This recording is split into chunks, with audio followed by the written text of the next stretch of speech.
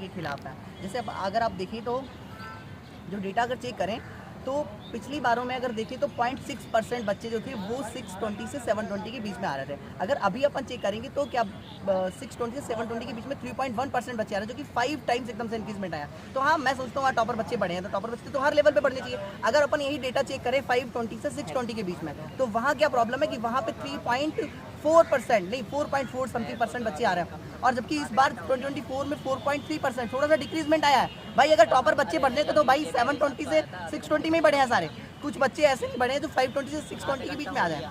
तो ये डेटा कहीं हैरान नहीं करता है क्या?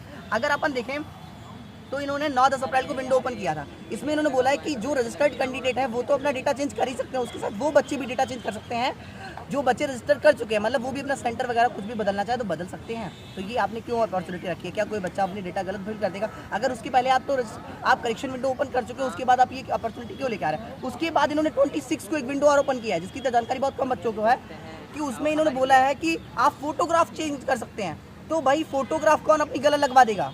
अगर मैं पेपर देने जाऊंगा तो मैं आप इनकी फोटोग्राफ दोनों लगवा दूंगा, तो फोटोग्राफ चेंज करने का ऑप्शन क्यों दे रहे हैं आप? कहीं ना कहीं तो धांधलीबाजी करेगी एनटीए की तरफ से खुद। और क्या हुआ था कि जो पेपर है वो 2 सेट बनते हैं, एक रियल पेपर बनता है, एक इमरजेंसी पेपर बनता है।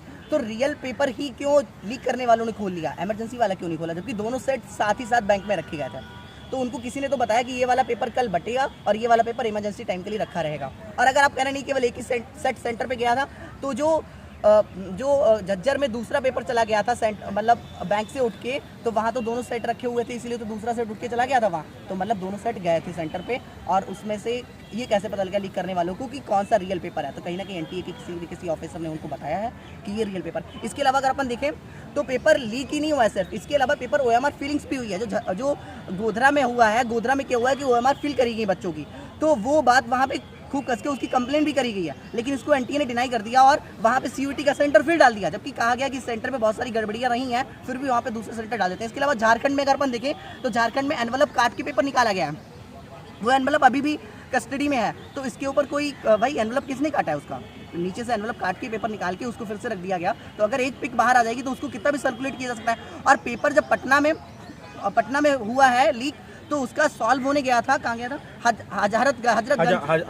हजारीबाग सॉल्व होने गया। तो वहाँ से पेपर क्या ट्रांसपोर्ट होके ट्रेन वगैरह या बस से तो गया नहीं होगा, फोटो से ही गया होगा। तो मतलब कि कहीं ना कहीं सोशल मीडिया पे भी पेपर आया है, तो मतलब वाइड स्प्रेड पेपर लीक हुआ है।